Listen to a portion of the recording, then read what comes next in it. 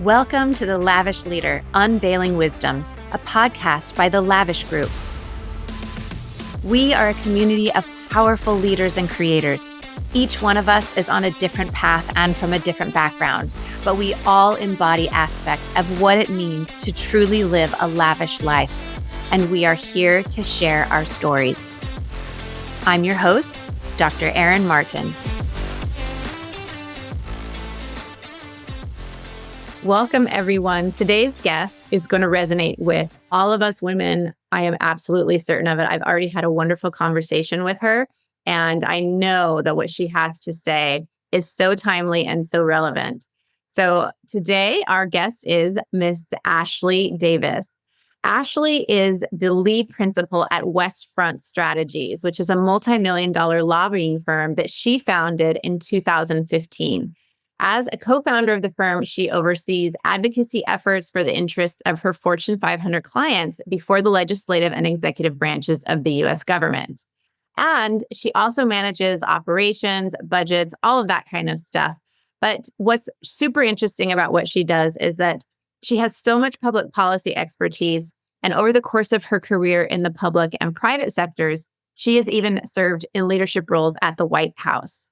So she was Special Assistant to National Director and then Secretary of Homeland Security Tom Ridge following the attacks of September 11th. Ashley directed daily operations and 120 staff at the newly created Office of Homeland Security. So she was so integral in that new creation after 9/11. And following her tenure at the White House, she served as a managing principal on the executive committee of Blank Rome and managed the law firm Strategic Alliances. Today, Ashley's CEO-level clients seek her expertise in areas including Homeland Security, healthcare. She's recently been involved in all of the past federal healthcare laws, energy, technology, education, and international trade. She holds a Master's of International Business from McDonough School of Business, Georgetown University, and a Master's of International Business from the ISADE Business School in Spain, as well as several other degrees. She is very well educated. She is a member of multiple philanthropic organizations, including the Vital Voices Board. And she is the co-CEO of the Belizean Grove, which is a preeminent global network of influential women committed to building collaborative, trusted partnerships. So with no further ado, she's going to just really let us into her world here. Welcome, Ashley Davis. Thank you so much. That was a lot. I know. I'm like, oh my gosh, I'm kind of embarrassed. I know. Sometimes people are like, okay, I'm going to sit here and listen to all of my accolades. It's a little bit hard. Exactly. Yes.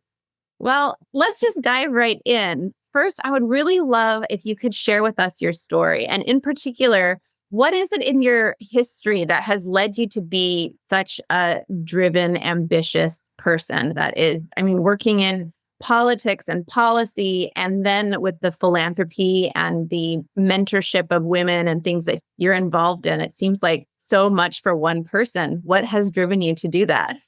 It's interesting. Well, first of all, I'm my grandfather's daughter. So the reason I have such drive is definitely comes from him. I always say my maiden name is Davis, and I always have continued to go by that because of that, those roots. But I was able to be successful pretty young. When I was in the White House, I was in my late 20s, and having that experience and being a part of the day after 9/11 here, it's September 12th today, 22 years later. Exactly. But having those experiences so young of age, it really did push my career forward, I think, quickly. I've always worked super hard. I always tell the younger generation and my son, like when we starting out, even until my 30s, I was in the office 6-7 days a week, and you didn't have BlackBerries back then, or they were just coming out. You definitely didn't have iPhones.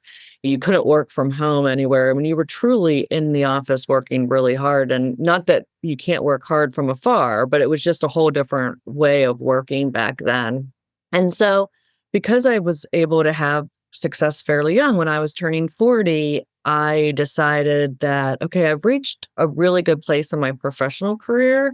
And that's when I started my own firm and went back to business school to sit on corporate boards and kind of just get a business aspect in my life. But I decided that there's a part of my life that was missing, which is helping. I was finally at a stage where I could help younger women or older women or women in general in many different aspects. And so I sought out getting on and involved in organizations and on their boards, such as Vital Voices, the National Museum of Women in the Arts, getting more women elected to office, whether that's in Congress or president or the local dog catcher. I don't care, just getting more women involved in the process. So I think because of that, I mean, I still have to work and like do my day job and still like paycheck, but I've been able to do this other passion of mine, which is really supporting women. Did you have a mentor? All of my mentors have been men. So did you say that's the same with you or no? I said that's interesting. And yes, same with me. Yes. And they're not the men that you would think they are. They were more men in the business aspect of my career, not my political aspect. Because I think all the men I worked for in politics, I had to take care of. No one was taking care of me. But when I got into business, I had two. One right at the beginning of my career, an older gentleman whose firm I worked for, who just took me under his wing and kind of taught me everything there was to know about the business. And then right after I left the White House, I went to a law firm for 13 years. And I had a chairman of my firm who really just taught me the business side of things and really exposed me to a lot. And I thank him for that. But also I kind of was out working everybody. I was the one, I knew he worked on Saturdays, so I would make sure to work on Saturdays, and just build a relationship. And he really did help move my career forward. Yeah. I also had mostly male mentors. And the other thing that you just said, I wanted to go back to, you said at the very beginning, I'm my grandfather's granddaughter, that you kept your maiden name because of your grandfather. And I got choked up because it is the exact same with me. Oh. My grandfather, I call him Papa when I was little. Too. Well, he's not around anymore, but yeah. My grandfather died about 6 years ago, and I kept Martin as my maiden name because he was my tower of power. He was the strength, and I couldn't imagine not being what he was. So I kept that, and I just kind of went, no, it's funny you call him Papa because me too. And my son actually calls my dad Papa. Whatever you believe in, but I feel like he's always watching over me, some way, whether it's the toughness in me or just the drive or whatever. He's watching. Yes, I'm with you. So your mentors were men, your drive, you feel like a lot of your identity, it sounds like, came from your grandfather. I'm interested, you said about putting women in office. And I know that you've been involved in training women in other countries, other parts of the world. Can you talk about what that's like and how that's different than where we are here in North America and the States? So I do that through Vital Voices and through the Women's Democracy Network. And really what it is there's all these women around the world, whether it is in South America or I've been to Peru. I've been all over South America training women, Africa, the Middle East. I mean, it's just amazing how other countries look at our country that look at it as a democracy, look at it as having the opportunity, no matter who you are in this country, that you can make an effort to run for office. And for them, they love to learn off of Americans, one that are kind of in the political system or business system or whatever they do. But for them, one time I went to Jordan to train about 60 women they were running from all different offices, like literally like the local equivalent of city council, the dog catcher, really, the one that was part of human works, which is like the garbage and all of that. And some of them that were there were not able to travel there on their own, had to travel there with a man escort. Many of them told stories that they lost their husbands or they lost their fathers because they have decided to run for office because they don't believe that the women should be running for office. And they still are running for these positions. And so when I get so inspired more than anything by these women, because they're actually putting their lives and livelihoods at risk to run, to make a difference. And if you look at the data, if there's a woman that's running a small village or is a leader of a small village in Rwanda, they're able to make such a difference to the rest of their village by having that leadership role. And so when I come back to the States and try to talk women here into running for office, I'm like, you don't understand. Like, there's these women that literally have given up their lives to run. Like, we need to be doing this, because I'm just a big believer that women solve problems a lot easier. And I guess that's my big feminist statement. Well, yeah, I think whether or not it's solving problems, and I mean, they've looked at this, right? Like they've done studies, they've looked at it through both a sociologic and a scientific lens. And they've said, not only do you want to empower a society, then you start by empowering or educating the women. What we know from looking at these other countries, if you want to, I'm talking about non-first world countries, right? Correct. So you want to make a difference in that society and in that culture, you start with the women. Absolutely. And that's just fact. So we can say, yes, it's a feminist statement, and it is. And it is also fact. And it's kind of like people want to make a controversy out of it. And it is fact. And I shouldn't apologize for it. It is just amazing. And one of the work through Vital Voices, we were just talking about the political aspect, but what they do as well is they invest in the local, I'm making this up, basket weaver in Congo. And because they have the ability to be making their baskets and selling them, and then they have money, and then they're able to support other people. And it's just, I mean, it shows exactly as you said, like the data just shows that the leaders, whether it's political or business or whatever, it helps the entire community. Yes. I love that you do that. And I love in the conversation that we've talked about before, like women make the difference. And these are real women doing real things. And that is one of the really, really important things, whether we want to call it feminism or not. It's just humanism. Let's call it that. And that we can be very separate here, I think, in the States, especially from what's going on in the rest of the world, because we have a very different experience of life. And real women doing real things, like training women in Uganda or Kenya or Ghana or the Middle East. And really, as women here, understanding what is the life of women everywhere and the importance of moving that forward, helping women. I know you also help women get on corporate boards here in the States or other places. How important is that here, obviously, and also in other countries where women, it's not as common to have that. What do you say to the importance of women understanding other women? Well, I'm a huge believer, and I do want to clarify, because I said none of my major mentors were men, but I do have to say I have not had experiences, which I'm very lucky that I've had mean women either in my career. I haven't had people try to take me down, or at least if they have, it was nothing that rose to anything major in my life. So I think that's important too, because I do hear that story all the time that some women don't support women. And there is a fine line to that too. I mean, obviously I support women, but you have to support women that are willing to do the work or willing to be successful on their own as well. And so you can't just blindly support a woman just because they're a woman. I mean, you have to have some sort of backup to that.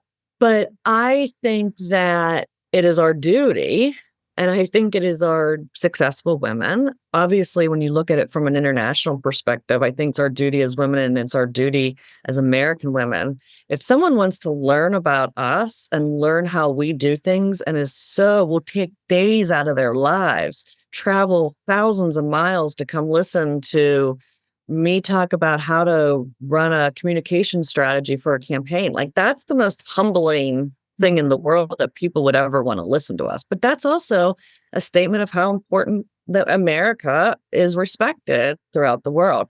But I also think our issues in the United States are much different. I mean, yes, as I said, I help people get elected to political office, and I help people get on corporate boards. If you look at that, like this type of problem, or like I'm trying to solve, it's not a problem of I'm going to get disowned by my family if I run for this office. So, I mean, it is, I think, a very important differentiator, which is why I really try to go once or twice a year and do something internationally to make sure that I'm not losing our bubble as America, right? I mean, we're very fortunate. And so I can't say enough that there's no excuse if women aren't helping other women if the other woman is qualified. Yeah. Men help men for years. Right. And I see what you're saying that like, it's not about just supporting women for the sake of supporting women. We're talking about, like, I think you've used the term legitimate candidates. And that means that, like you said, women who are willing to do the work to be successful in their own right, to put the hard work in. I think that's so important because without that caveat, we're harming all of the other women who are trying to. And it speaks to our intelligence. It speaks to our purpose and our connection with everybody, men and women and children and the whole world alike, not just we're women, we're going to support women for the sake of supporting women. And I think that brings up another topic, which I struggle with all the time, which is quotas. I look at quotas, let's just say from a political perspective. So there's a lot of countries that have quotas that you have to have 20% of your legislature be women. Obviously, America doesn't do that. But are those 20% relevant? And I ask this question all the time. Or are they just, here's the 20% of the women, but none of them real power? I don't know that for sure, but this is what I'm trying to figure out. Like, does it really work?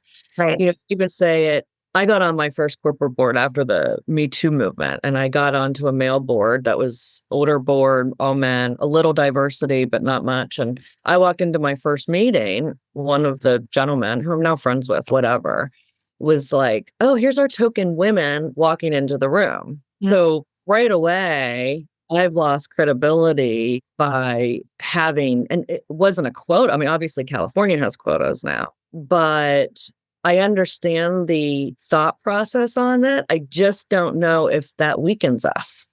Right. And I can totally see how it could just be used as a bypass. It could very simply be fill the quota, and whoever's filling it could very, very easily, if they don't have a purpose for having legitimate women there, they could just fill it with whoever who could be just a lame duck. And I think it's so important.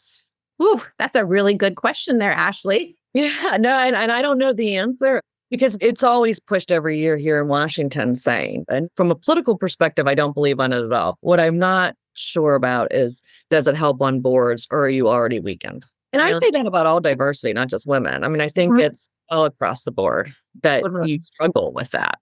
Yeah, it would be a struggle. Wow. Well, we've been talking about I would say maybe more concrete topics here, but I want to transition just maybe a little bit slowly towards things that I think women, it might resonate with, they might struggle with, they might be thinking about, maybe behind the scenes of their success and their professional life. And I'll start with this question. There's been a lot of attention given to the loneliness that successful women experience or feel at the top. Have you experienced this yourself? I know not every woman does, but have you experienced this at some point yourself? And how have you approached it? It's an interesting question. I could go many different ways, and maybe I'll go two. One, the loneliness at the top. So the firm structure now is there's a bunch of people that work with me and we do different various things. And then I have all my side projects and like to do those as well. But I think that I'm not, when I used to, like I said, work 7 days a week in an office and just constantly driving, that you didn't realize, and I don't have to do that anymore. And so it is something that gives you a lot more time and space to think. It also gives you a lot more, whether it's the word loneliness or making sure that you stay relevant, making sure that I also, and this is not a popular thing to say, at least in my business alone, I feel like I've got 10 to 15 more years to really hit it. I think that women age out in my business more than men do.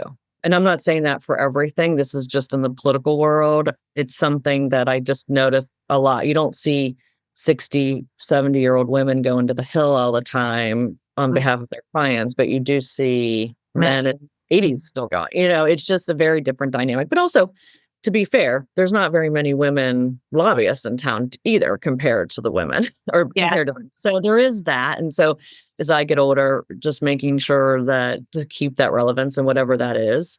But I also, and I think you and I spoke about this a little bit. I mean, I'm 48, my son's 14 and he's my one and only. And I would say every couple of years, take really deep reflection on myself and where I want to go and what I want to do. And whether that's in the next 3 years or the next 5 years, I struggle if you look at me from the outside, it's like, oh my gosh, she is doing everything. Like, as you said, like, how do you find time? And so making sure that my busy schedule is not trying to avoid anything else and really take a deep dive into that. I would say we all had space during COVID. So I really started a new process in my life of just waking up early and doing some structured things in the morning to make sure that my emotional health was in a good place. And again, I think that's really important to talk about. I think it's a really important conversation for successful women to be able to be like, yeah, I may look like I have it all, but you know what? I still have really crazy things going on in here sometimes. And then we're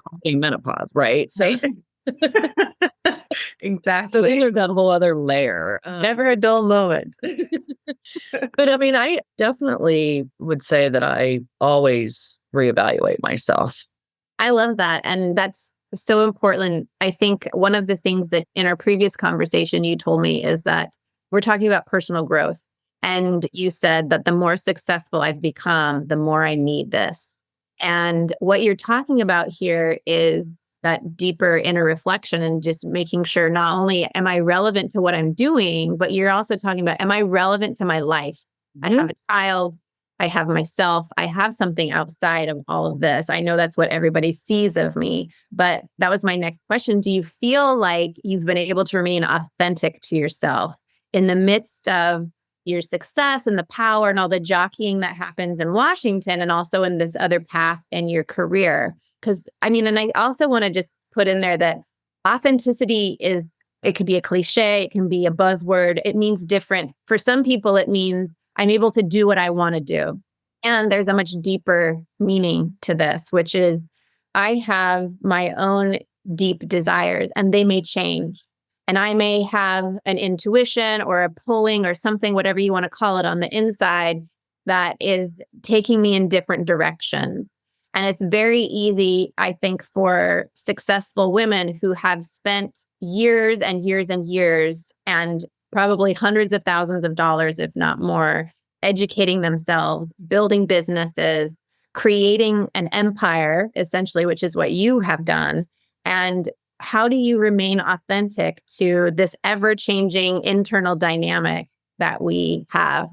It's interesting because I think you're hitting a nail on the head for me where what I'm going through right now. And it's not like what right now, like this year, but it's when I do this self-reflection, when I do this self-growth, I'm looking 5 years from now. My son will be in college, whatever, 53, 54, 55, that age range. And like, what do I want to be doing next? But still, I'm still having to earn a salary. And so building the empire really where I want to be 5 years from now, or do I try to be able to piece different things together? So things that are important to me, like the international work that I'm doing, that I start pivoting to doing some of that. I think that there's many times what I'm seeing right now is a light at the end of this tunnel of I don't have to do what I'm doing now if I don't want to because of supporting my family. I think everyone up until a certain point, you work and you're successful, and it's great if you're successful, but you're working to support a larger cause, whether it's your family, yourself, or whatever. But when you do that, I guess I would answer the question of, is what I'm doing authentic of where I want my life to be 5 years from now, 10 years from now, 15 years from now? And so it's a very good question, which I could reflect on more. I've made small pivots to get to that end game. I just haven't defined the end game yet. But in regards to, I've been very lucky. I work with some really, really good people. And you look at like my business, especially political, where everyone's like, oh my God, it's like dog eat dog and all this stuff. It's exactly what you put into it. Like, I don't get involved in the drama. Like, everything I do in my life is the New York Times, Washington Post test. Like, are you going to wake up and see your picture on the front page? So you live your life authentic. You live your life right. And I feel then that some of that stuff avoids you. I'm still figuring it out, to be honest with you, Erin.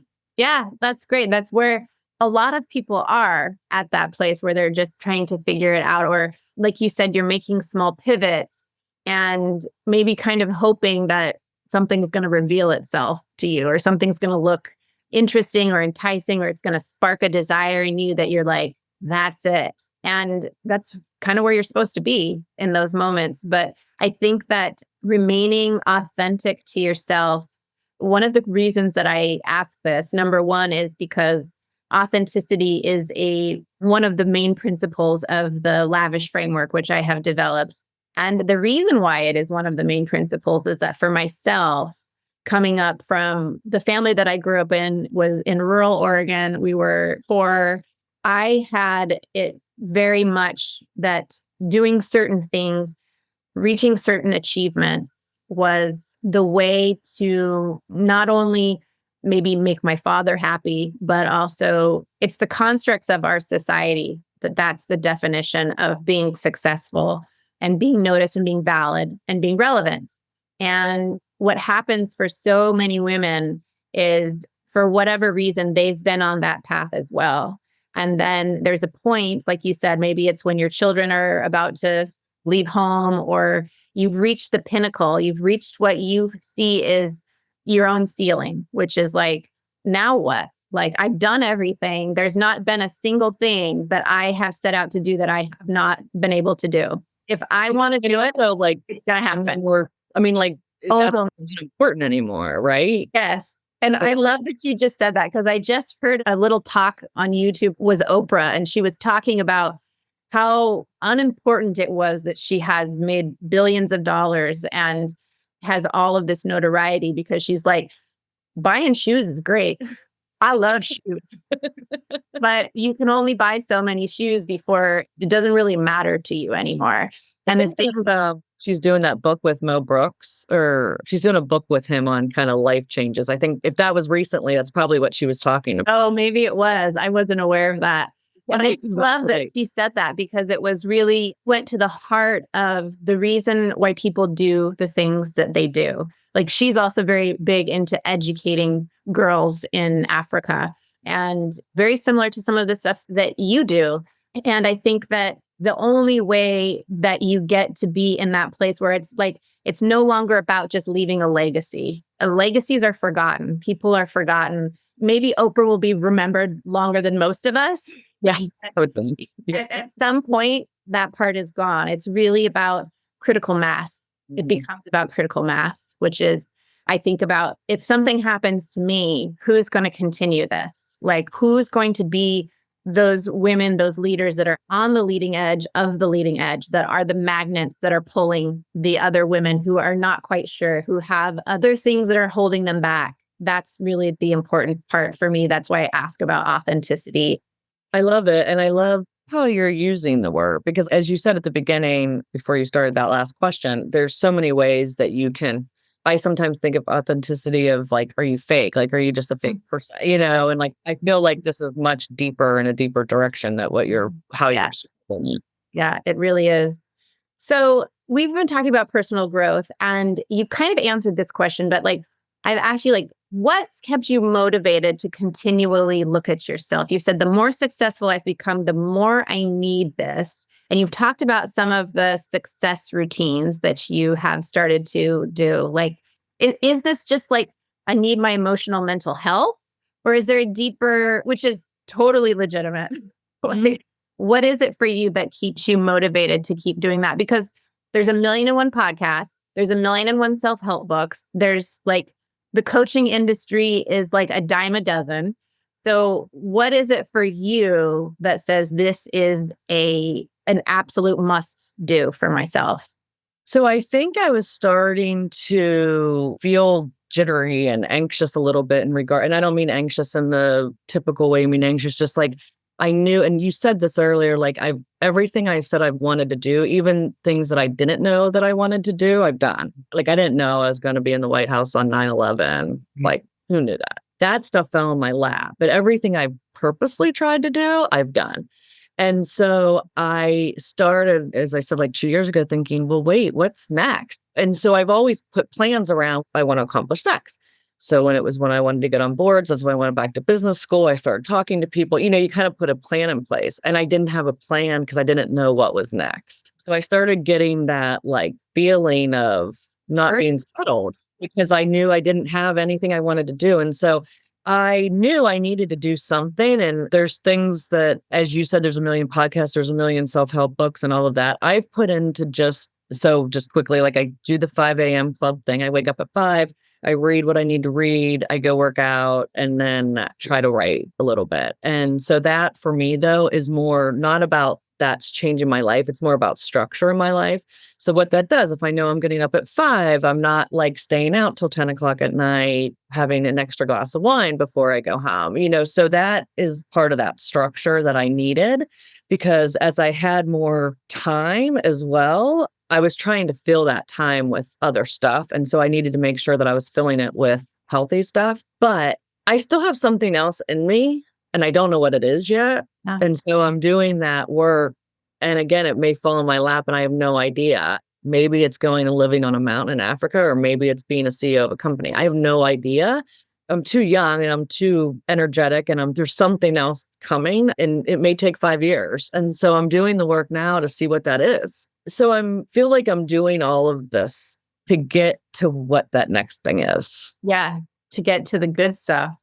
I love it that you feel that. Like I know a lot of people have, that are really paying attention, that are really tuned into themselves to be like, something's coming. And you feel this almost like I kind of call it a divine unrest. Mm-hmm. It's really this like, there's an urgency to it. There's an exhilaration to it. There's this kind of breathlessness to it that comes when you know something's there and you just haven't you can kind of smell it in the wind, but you haven't really tasted it yet and you haven't seen it and it's just there.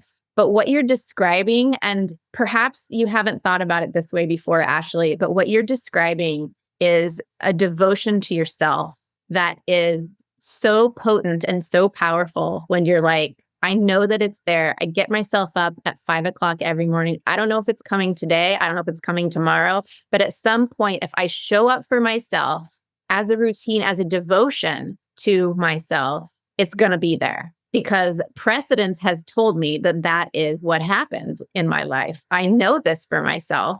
There's only one way that you've been so successful is it's not all luck. Like, I know you didn't know you were going to be in the White House on 9/11, if you want to call that lucky, but I love to hear what you're talking about. And what keeps you motivated is that devotion to yourself, knowing that this isn't it for me. And so many people would say, isn't this enough? Oh, my mother says that all the time. Like, I'm always looking for the next thing. There is a part of me too, Erin, that like, I don't know if that next thing can happen before 4 years because of my son. And so like, I do have a timing, but then I know that if something happens, it will happen and it's the right thing to happen. Yeah.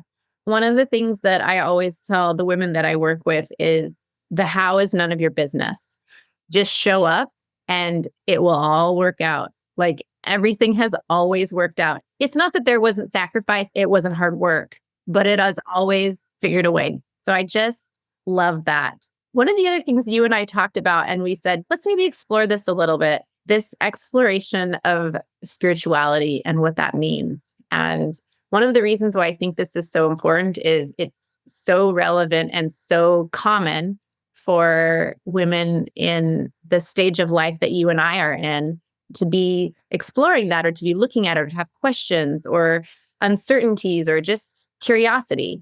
So what is that for you? And what are you exploring right now for yourself? So I've got to tell this little story. So I grew up American Baptist, which is kind of Presbyterian, very, very small town outside of Pittsburgh. And so we're kind of that way too, when you said small town from Oregon. But I knew nothing besides that. Christianity, and not even much within the Christianity. It was just, you go and you learn about Noah's Ark, you learn about the Bible and whatever. And we weren't real. I went to church when I was little, but I wasn't real. We weren't strict. And then I went to college, went to a small liberal arts school. And one of the things we had to take freshman year was religion. And so I took an international religion class, and it changed my life completely, because I learned for the first time in my life, seriously, about Judaism, Hinduism, Buddhism, all the different religions. And I was like, wait a second, why are we right? And we meaning Baptist, Christian, or whatever, and everyone else is wrong. Like, and is this like Ashley Davis thousands of years ago, just sitting down and writing a story, and now everyone believes it. Like I started questioning everything. But my mom is like definitely like two of every animal went on Noah's Ark. So I kind of shut down, and I was just like, wait a second, now I don't believe anybody. And because I don't know who's right. So it wasn't like I was atheist or anything. I just kind of didn't think about it one way or the other. And I would say, especially during my really busy times of my life, I didn't even think about it. And then I would say over the last 5 years, I've really been exploring personally, mainly through books more than anything else, or talking to people, just about right now I'm believing in that there's a higher being. I don't know what that higher being is, whether it's the universe or a God or whatever it is, but there's something out there that's bigger than me. And it's been okay for me to believe that right now that way. And like, I'm comfortable with it. But I think I have a lot more exploring to do as I give myself more space to do it, because it's kind of like, I believe in this, but I have nothing down here that I know what I like, how that all fits in. But I do believe in this. So it's just been fun. And it's been my girlfriend, I said 2 years ago, I said to her, I said, hey, because she went through this. And so she bought me this series of books that I've been reading, just all different types of, it's a spirituality journey, not a religious journey. I think in my experience, which is my own personal experience, but also worked with thousands of people over the course of my career, that religion can be very important to some people, and that is their spirituality. And then there are those people who, for whatever reason, whether it's what I call church trauma or family trauma that has to do with religion or whatever, have at some point kind of pushed aside those things that they were brought up with, and have either had a period of time in their life where they have just not thought about it. And then they start to kind of creep back in a different way, being like, back to that word authenticity again. What is authentic to me? What actually resonates with my soul, rather than being directed that I should believe something because somebody else is telling me that's what I should believe. And the spirituality becomes very important for people because it's very personal. And it's not just about belief, but it can become something about what's inside of me. Where does my power come from? And we come out of that, like you've studied some of these other religions that are in the world, where we come out of this dualistic look at God is a white man with a beard sitting on a throne in this place called heaven, very far away, in a white robe, and versus a spirit that might be very, very personal to us and one and the same, which some people might believe or not, but it becomes a very, very personal driving force for a lot of people. So like you said, it's a fun thing to explore. It makes for very fun and lively conversations if you can have them with people who are totally open to have those conversations without judgment, without trying to impose their beliefs on anybody else. Yeah. And it can be just really enlightening and really fun, and really bring up a lot of what we didn't even know were truths for us. One of the things I love about the numerous religions are the history too. I'm a big history. And one of the things I just always have to share this story, after 9/11, President Bush had some of the staff read parts of the Quran or most of the Quran to make sure that we understood that what happened on that day was not the religion, but it was a hijack of the religion. So it wasn't what the Muslim religion taught. It was the terrorists hijacking that religion and saying they're doing it in behalf of this, which I thought was just really important and a really good exercise. Wow. But just the history you learn from the Muslim religion. And then one of my partners is extremely conservative in Jewish history. And so he tells me all of that history. And then it's just like, I'm just a sponge with that too, because so much of the religions go back to history. And I think of that more like in this box. And then the spirituality is in a different box for me. It is. I get that totally. And I feel the same way. And I find the history fascinating. Absolutely fascinating. Also, the history of religion, and we're kind of getting off in the weeds here, but like it's sociology. It's like, what was the frame of mind? What were people thinking? What was going on that made them believe this or begin to teach this in this way? And I will just say one more thing. One of the things that I always said, because my family was very conservative Christian growing up, and still many of them still are. But the idea that there's only one right way. And we talk about, I always kind of said this to my mother. I was like, Mom, listen, if God is our father and we're his children, if we're just going to speak in their language here, I was like, I'm a mother, I'm a parent. If my kid was lost, I would light every freaking candle anywhere, every light post, everything for them to find their way back home. There is no way in hell I would be like, there's one light here. Hopefully they find it. And if they don't.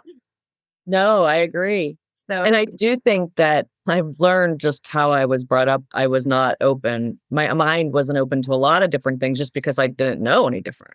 And so life experiences has really helped with all of that. So, well, thank you for sharing that. That was so real. And I just love that. We've talked about several really important things. And I want to go back, just kind of my last questions here for you. Something that you and I touched on. How do we as women support legitimate female candidates, regardless of political party? No, we did touch on this because I think it's a very interesting dynamic. I think that I'm hoping that very soon that we can elect a woman president of this country. And we came close or not close during with Hillary. And I think very, very, very highly of her. She's the one that created Vital Voices back when she was the first lady. And so I've gotten to spend some time with her and her team over the years and just think that she is, I don't think anyone would have predicted, Republican or Democrat, what was going to happen as a woman. And I think us as women, whether you were, what party you were like, wow, we're going to have a woman president of the United States. And even I would say when Barack Obama was elected, like how proud was our country that we were able to elect the first African-American president. So I think that there was a lot of that. I know from a lot of my friends and professionals when Hillary was running, there was always the struggle, like, do you vote Republican or do you vote because, and Hillary could run this country, right? You knew she was going to be able to do it.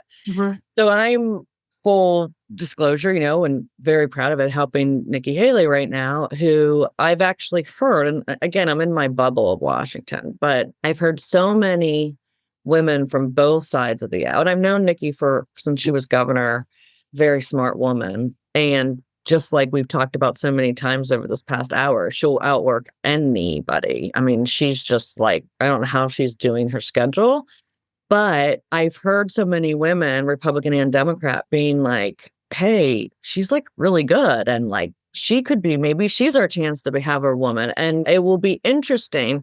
This town's so polarized with it. But I think if you go around the country and had President Biden, President Trump, or Nikki Haley as a choice, I think you would get a lot of women that are like, okay, this woman's not going to do damage to this country, or Hillary wasn't going to do damage to this country, right? So, and she's like, actually, were like actually good. So I'm hoping, and this is not just something because I'm hoping like that Nikki does well, but I think that if you have a candidate that's not polarizing, it's a lot easier. Like, she's not throwing red meat. One of the things that I say as my party is we've done a horrible job. I'm a pro-choice Republican. So that's just what I've always believed in. So I'm one of the few on that side. But Nikki's kind of is the only candidate, one, that can actually physically have a baby on that stage on the Republican side. So I think do it.